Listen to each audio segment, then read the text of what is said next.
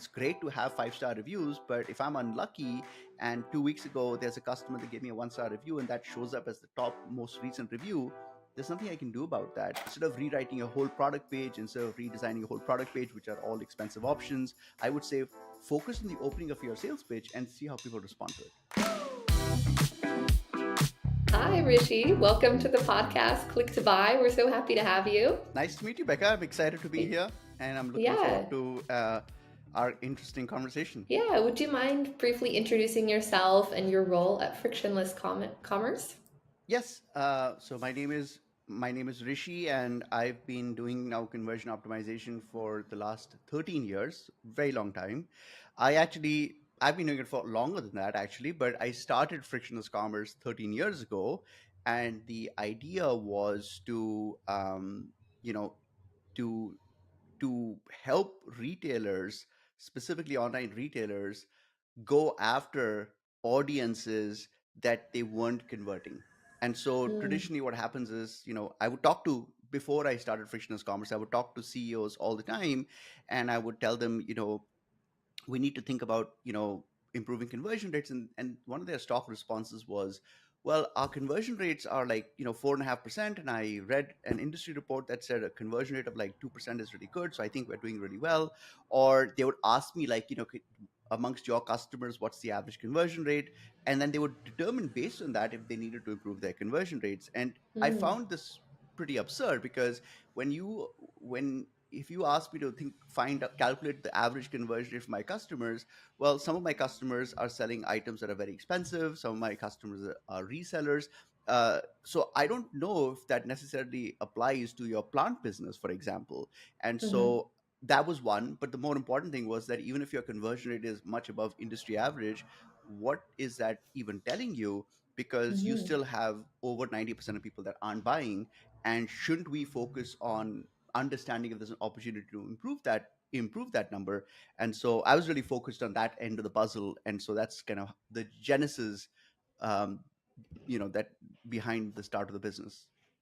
I love that. And maybe you can describe just a little bit about the services that you offer. So I know you said you launched Frictionless Commerce, and I know your LinkedIn branding is the Shopify product page guy. So for any of our listeners out there who might be interested in your services, maybe you can give us the little elevator Yeah. pitch. Yeah. So essentially, my whole operating thesis is that brands spend a lot of money on advertising, and of course the entire funnel matters, but the most important page on your entire website actually is your product page. And the reason for this is most ads directly link people to the product page. And even if they don't link people to the product page, even if you took them to the homepage, they will very quickly navigate from the homepage to the category page to the product page. Why? Because it's kind of like walking into a retail store. Nobody Mm-hmm. is hanging out at the entrance of the retail store, right? You go to the retail store, you immediately walk up to the aisle that you're interested in to look for the specific product you're interested in. You do all of this before you even decide if you want to buy from the brand. So essentially the decision to make a purchase in the brand happens once you've confirmed that they even have. If I'm looking for a garden hose, instead of thinking about if I should buy it from Lowe's or not, I want to first see if Lowe's has that hose. So I'm essentially going to the aisle that has the hose, which is the equivalent of a product page. So my thought is that the product page is the make or break. And so it makes sense to think about optimization from that perspective. So frictionless commerce specifically focuses on improving conversion rates on the product page itself, and we believe that it's the tide that rises all the boats. And within the product page, we are essentially focused on copywriting. So I think Mm-hmm. the difference between how we think about conversion optimization versus pretty much every other agency is that a lot of agencies are thinking about conversion optimization from the perspective of design and layout and findability and all of that stuff, and we think about it purely from the perspective of copywriting. So essentially it's the words that are on the screen that matters the most to us, and Mm-hmm. those words are communicating your story. And so we think that if your story is not being communicated effectively, even if the story is amazing, it's going to have a it's going to have a breaking function on conversion rates. And so my job is to identify if there is friction in your story, and then to essentially shine your story so so it really converts first time buyers. And that's the other thing, is that we are actually focused on new customers. So we're Hmm. not trying to get existing customers to spend more money. We're getting new customers who've never bought from the brand to make their very first purchase. And that's a very specific type of, they're thinking about a completely different set of things versus someone Hmm. who's familiar with the brand. So if I'm going to again, using a retail store analogy, if I walk Hmm. into a Lowe's retail store and I'm a customer that's bought from Lowe's many times. I may not have bought a garden hose, but I've bought from Lowe's many times. I behave Yeah. completely differently versus someone who has been only shopping at Home Depot for 20 years, and one day, kind of the last straw, final straw on the camel's back, and they said, Home Depot doesn't have a good collection selection anymore. I'm going to see what Lowe's has to offer. That's a very different selection criteria, and we are focused on getting that person to place their very first order. Gotcha. That makes a lot of sense and kind of bring it all back together. So, of course, Instant sponsoring this podcast, it's a page building tool. So, we believe that a big part of the conversion journey or thinking about it is the elements that you include on a page, let's say a product page, for example, and making sure that those are all optimized for that target audience. So, I'd love to switch to a little section that we call this or that, where I'll throw out two different items that a lot of people put on different pages on their store. And you can give me your hot take on which might be better. Obviously, it depends on the industry and the product, but maybe just kind of like general hot takes. So, for example, this or that, do you think on a product page it's more helpful to have on site reviews or off site reviews? So it depends so much on what that offsite review is. It depends Hmm. so much on what type of audience you're talking to. But I would say, if all else being equal, I would say offsite reviews have more credibility to me because they are from a credible source. Whereas if I Hmm. come to a website and I see 500 reviews by customers that on your own platform, I would have a little more skepticism. So it's, again, context does matter here. Yeah. It does depend, but all else being equal, I would say offsite reviews would Oh, convert better. I would have to agree with you. Otherwise, it kind of feels like it could be cherry picked, like just Yep. picking the best things versus when it's external, maybe you do see some of those 1 or 2 star reviews, but it's overweighed by the massive amounts of maybe positive things if it's truly like a useful product. Yep. Another this or that. Do you prefer video testimonials or written testimonials? So there's evidence on this that Mm-hmm. video content is way more persuasive, and so I think video testimonials are a lot more effective than written testimonials. I think Mm-hmm. ultimately I would actually have a balance of both. So I would like, Mm. because some people might be at work and they might not be able to play a video. So I don't want to just only have like 20 video testimonials. I think I Yeah. would have you know 10 video testimonials and 10 written testimonials, so people can choose their own adventure, and if they want to read, they can read if they want. But then, just the fact that the video exists is also a social signal to me, right? So Yeah. I think it's harder to fake a video, whereas it's much easier to fake a written review. So for that reason, videos work better. But even if someone doesn't watch the video, I'm making the argument that it could actually have a positive conversion effect because it's there, just because it's there. Okay, that's definitely an interesting thought as well. So even just the presence of having video footage might have like a positive impression on someone who's doing like that quick scan. Exactly. And our last this or that, do you prefer or do you think for conversion it might be more helpful to have user generated content or professional product photos? I think user generated content is a lot more effective.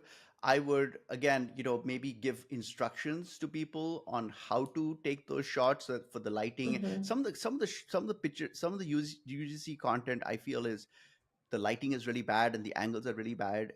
So obviously I don't want to, I want to make sure that they follow the right guidelines. Hmm. But yes, overall UGC is better.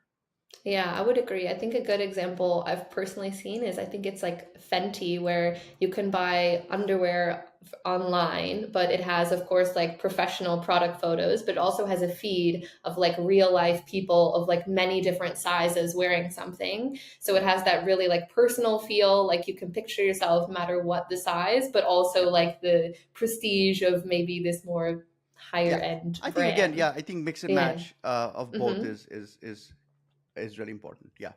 Nice.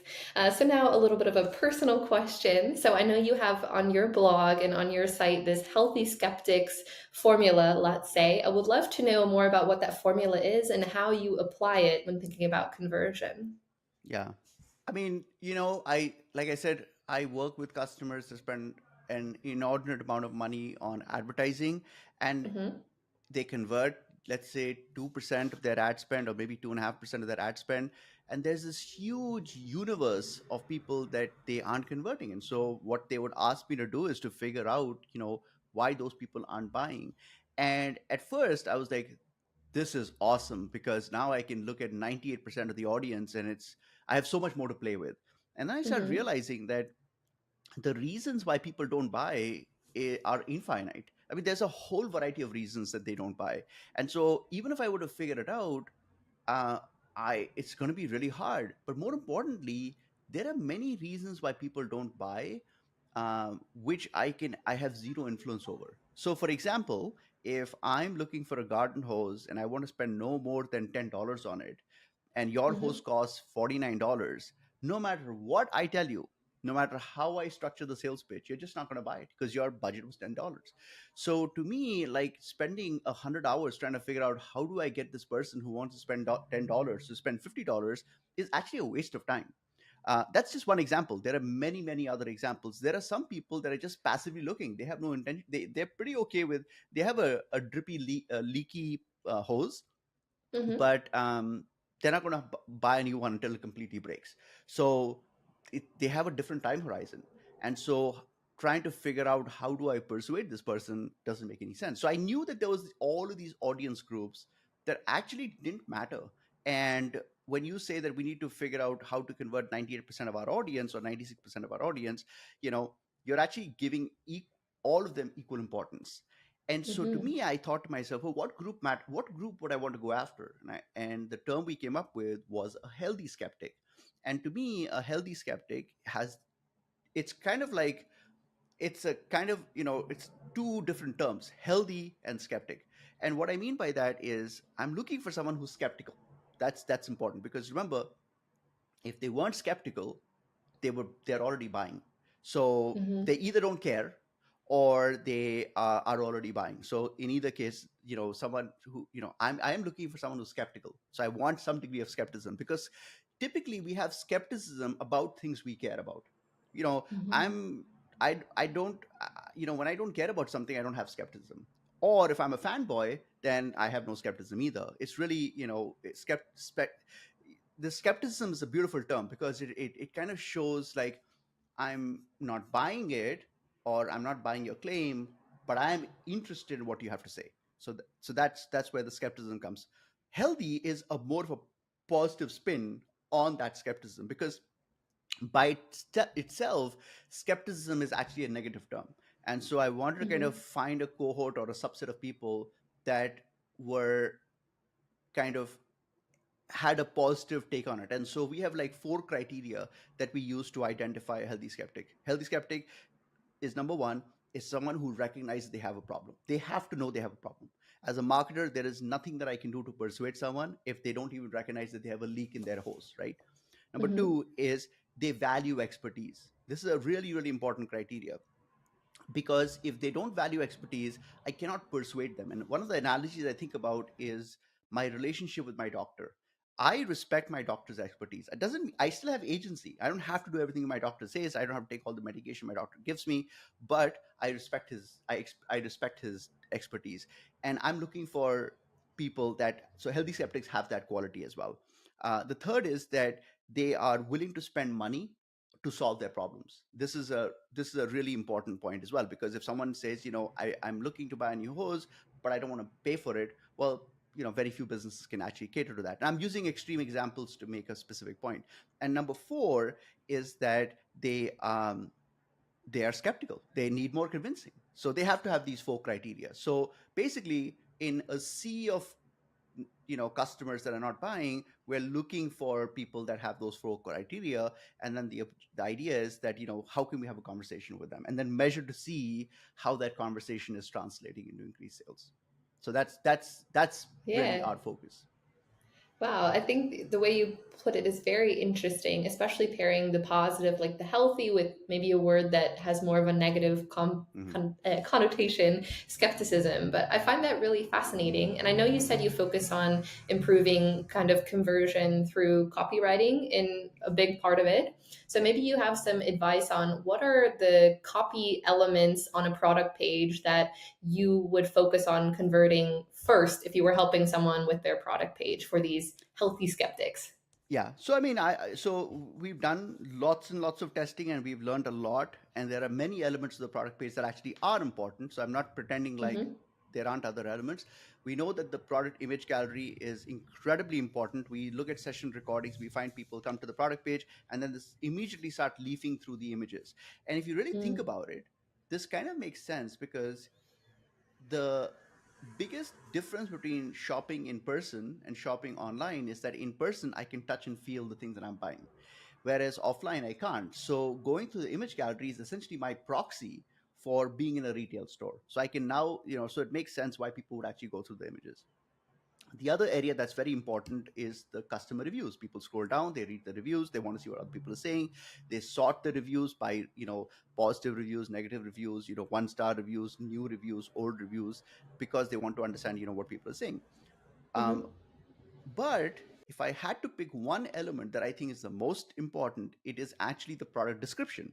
And the reason why I like the description so much is because unlike the image gallery, which is can be very expensive to do a photo shoot, and the product reviews that I have no control over. I mean, it's great to have 5 star reviews, but if I'm unlucky and 2 weeks ago there's a customer that gave me a 1 star review and that shows up as the top most recent review, there's nothing I can do about that. And so, suddenly my sales pitch is now at risk because I have this 1 star review, which has nothing to do with it's just luck of the draw, but it has a bearing on the consumer.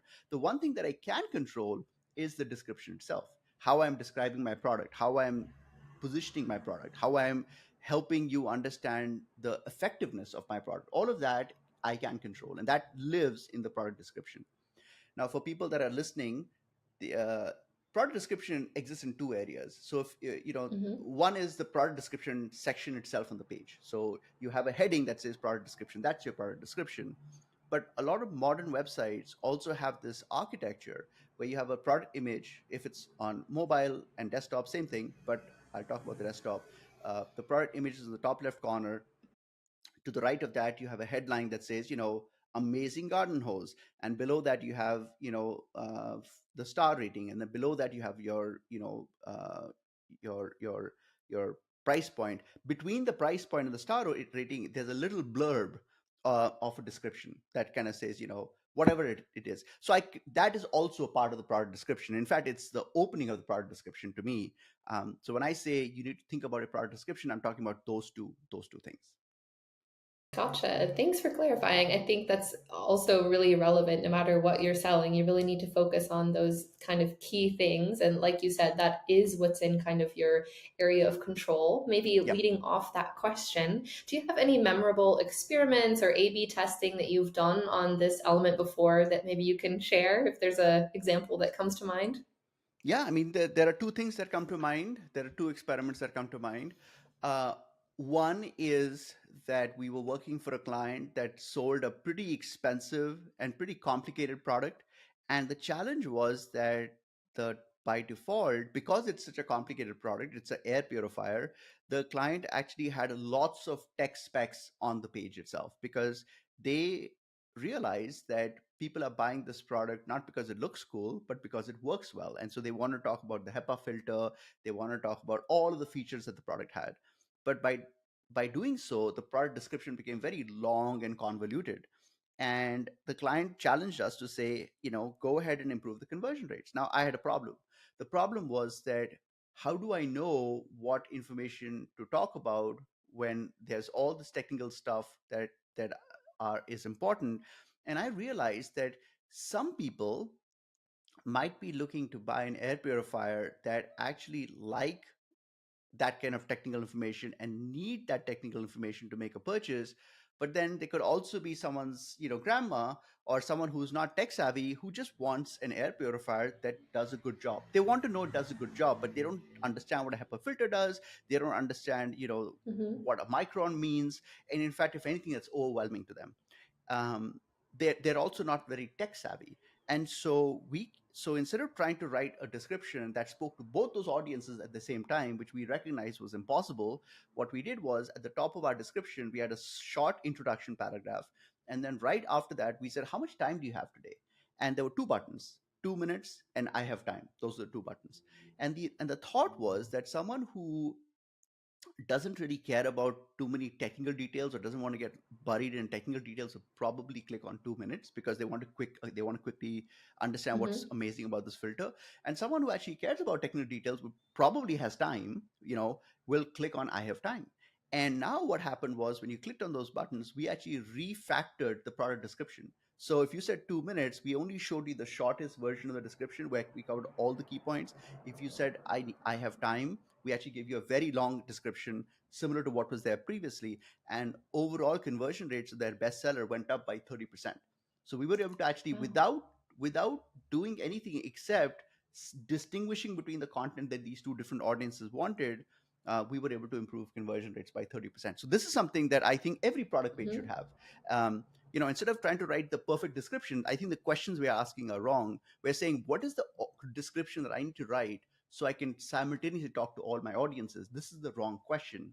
Hmm. What we should be doing is, we should basically ask ourselves, what are our two biggest audiences. And it's really important to kind of break it down to just two audiences, because otherwise you fall for the trap of saying we have 15 different audiences that are equally important. No, they're not. Clearly there are some audiences that matter more. So if you say, I'm Hmm. going to focus on those two audiences, now you can just create a path, and you can just ask them, which audience group do you fall into? And people don't mind telling you who they are. And once they make the selection, you personalize the content for them. So that was one experiment. The other I thing that think. I found, and again, when I'm sharing Mhm. experiments, I'm actually trying to share things that are universally true, so that anyone listening in can just start applying this to their website. The first experiment is universally true. So we've tested this several times, and I would recommend you steal this idea. The other one is the importance of the opening of your description. So we have experimented a lot with the product description, and what we find is that the opening matters a lot. So if you have a very strong opening, I would actually recommend that have somewhat of a dramatic opening. Mhm. What that does is, it first of all, it acts as a pattern break for the reader, because they're expecting some kind of boring description that says, this innovative garden hose is amazing, whatever. And you know but you want to break that pattern. You want to essentially, you're trying to shake people out of inertia. I mean, essentially, as a marketer, what am I doing? The person who clicked on the ad is kind of passively engaged. They were on Facebook, they saw a picture of a garden hose, and like, sounds interesting. They clicked on it. They're not super invested. The first thing I want to do is, I want to shake them out of that inertia, so that I can figure out if they really care. Because if they don't care, I mean, there's no persuasion that it matters. So having a strong opening is really important. And so I would have an opening like, for 12 years I wondered why garden hoses sucked. Something dramatic like this. And what that does is, it first of all communicates to me that you feel strongly about garden hoses, which is what the consumer really cares about. The second thing is that I don't know why they suck, so I'm now compelled to read more to understand what your story was and what your experience was. And so to me, the opening really matters. And so I would say, instead of rewriting a whole product page, instead of redesigning a whole product page, which are all expensive options, I would say, focus on the opening of your sales pitch and see how people respond to it. Yeah, I think that those are both amazing examples. I also think it's super interesting because obviously you're focused on creating a frictionless experience. And so I think so many people think you can't add like another button or something else to click in order to make it frictionless. But you're able to prove that even though you added like this extra step, it actually was helping people get to what they wanted. So it had like it helped with conversion, even though maybe logically you wouldn't think adding another click would do that. So I This think is that's this is quite, a very good point. Yes, there's a distinction between good friction and bad friction, yeah. and I think this is an example of good friction. Yeah, so definitely a tactic to steal if you're listening in. Maybe now, if you have, do you have any other brands that kind of come to mind or have inspired you with some of their conversion tactics? I know there's so many brands out there in the space. Well, there are two names that come to mind. So Mm-hmm. one is a company called Misen Knives. So MISEN.com, and they sell Mm-hmm. kitchen knives. They have other products as well. I think they are a masterclass in marketing, and I would recommend anyone, if you include the link to the website, Yeah, I'll in your drop it in the show notes. comments. Yeah. Yeah, people should check out their website. I think they're a they've done a master class in both design, in Mm-hmm. certainly in copywriting. Very, very good job. It's kind of, they have a strong point of view, but it's not too empowering. They Mm-hmm. are very, very, very persuasive. There's another company, a Michigan-based company called Zingerman's, and they are a big goods company. They have other products as well, and so uh, they they do a really, really good job with storytelling. So on their olive oil product page, for example, instead of saying, we have this really amazing olive oil, it's actually a description written by someone in their team who went to Italy and stayed with the family from which they procured the olive oil, saw the olive oil being pressed, and is writing, is basically, it's like a travel log, and he's writing his I love story it. about that experience. And to me, that's so much better than any product description. So I think, again, Zingerman's is another company that, if people want to get inspiration on what great copy looks like, I would have them look into it. Oh, I will definitely add those to the show notes, especially like the second example. It sounds extremely personal, and I Yeah, think like that's why a lot of people look on food blogs or things for products because they want the story behind something. that's right. So it's Yeah. definitely an interesting tactic to already incorporate that into your web shop. So definitely two great tips. Maybe a question, when you were thinking about conversion, do you have any tools that you recommend or that are part of your tech stack or your toolbox when you're trying to work on increasing conversion? Well, we use a tool called VWO.com, which is an Hmm. A/B testing software. That's the one tool that we use. We use other tools as well. Like I like to rely on Hotjar for session recordings to understand Hmm. how people are actually consuming content. That's see the thing that we misunderstand. The thing that we don't understand is that content consumption, I need to know the content consumption patterns so I can adjust those patterns, right? So it's not just about like, hey, let's just kind of write copy and see what people do. What if Hmm. people aren't even reading that copy? What if people don't know how to get to that copy? Maybe, and Hmm. so looking at the session recordings actually tells me if that content is even being discovered. And once I understand it's being discovered, I'm like, okay, well, I can rewrite it to make it more effective. So using tools like Hotjar and bwo.com is quite effective. Perfect. Thanks. I'll make sure I include those in the notes as well. And what do you think most businesses get wrong when it comes to conversion? If you had to pick just one thing. Well, so the it's a good question. I think what's interesting. So there are a few things that businesses get wrong just based on my experience. Two things that I'd like to share. One is that I've seen many. So actually, there are three things. So the first thing is that we somehow have convinced ourselves, mostly because we are looking at our competitors and we are drawing conclusions based on what we're seeing with our competitors, is that nobody wants to read copy. So people want to shorten the copy as much as they can. The description, they want to shorten it as much as they can. And as I showed you in that example for that air purifier, we actually had a much longer version and a shorter version simultaneously. And that's how we were able to get a 30% sales lift. So the long version does work. Um, a lot of times brands will look at their competitors and say, well, my competitor has completed their description in two paragraphs, therefore that's our limit. Now we shouldn't go beyond that because obviously they know something we don't. The competitors also looking at their website and saying, oh, look, these guys obviously know something that we don't, so we need to now reduce ours also, because it's a silly arms race. Um, the point is that the point is that the copy length actually is not reducing the length is not the right thing to focus on. I've seen plenty too many to name examples where we've increased the length and we've actually seen much higher conversion rates.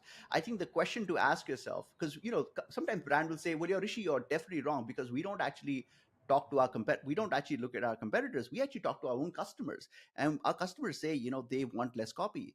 And I think you're asking the wrong question, because if someone asks me, "Do I like long copy or short copy?" Of course, I would say I want short copy. That doesn't mean that you should give me short copy. I also want candy all day long. That doesn't mean I should get candy all day long. I think what the customer is saying is that they have no tolerance for long droning copy, or long, like, self-congratulatory copy, or long copy that's boring. So if the copy is great, I have no problem watching people. All these same customers are also spending 20 hours binge watching Netflix. So why are they Mhm. doing that? Because the content matters to them. It's something they are drawn by, they're intrigued by. So if you make your copy interesting, I think the copy length is no longer a criteria. So don't worry about the length. Focus on how amazing is my copy. Because I think I would ask those people, who said they'd like short copy, ask them how amazing is this copy. They'll probably also come back and say this is pretty average. So if you're listening to them for length, also listen to them about the other aspects. So that's one mistake that retailers make quite a bit. I think the other Mhm. mistake that they make is that oftentimes I read the description and it's very simplistic. It says, Mhm. we kind of have this running shoe. It's pretty awesome. It looks cool. It's pretty light. We're right now giving a discount of 20%. You should buy it now.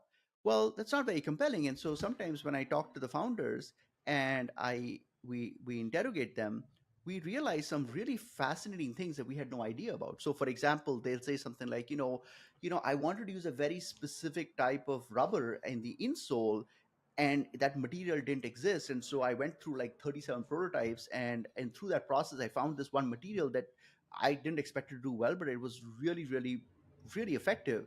And my point is that why doesn't this exist on your product page? And they're like, well, I didn't think people would care.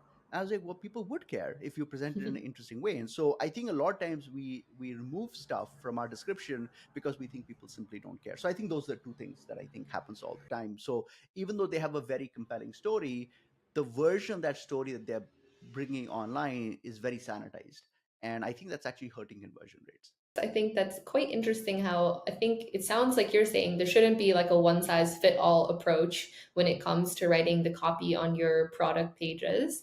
And sometimes you can still target more than one audience, but if you do it in a way that's clever and that's smart and where people can kind of find the journey that fits their needs and what they're looking for, especially like what you said about kind of like it's okay to cut the fluff, as they say, but it should be the parts that aren't important for the story. I think you see that so much. A lot of people are using like AI or generated copy, and sometimes that can really work, but sometimes that only comes up with kind of really generic things and not some of that specificity, which it sounds like in many of your experiments has turned out into gold for pages out there that are and products out there that are trying to sell a bit more to their target audience. Exactly right. Yeah, well, I'd love to finish it off with one last question. So, in our next episode, we're going to have Viket, who is from Mars Pet Care, and she works in the customer journey and CRO as well. Do you have a question perhaps that I can ask Viket? Well, I'm always interested in contrarian learnings. So my question would Mhm. be, what is something that they've learned that was very counterintuitive, that they just thought would absolutely not work, or maybe they had evidence that there was this thing that would always work for them, but then they tested something that was exactly the opposite and it worked really well. Mm. Um, I would love to hear a story like that, because I think that really kind of excites me, and it's a great learning tool. Excellent. Well, I'll be sure to ask her. Thank you so much for your time today, Rishi. Again, he's from Frictionless Commerce, so be sure to check them out as well. And we look forward to having you tune in for our next episode of Click to Buy. Awesome. Thank you.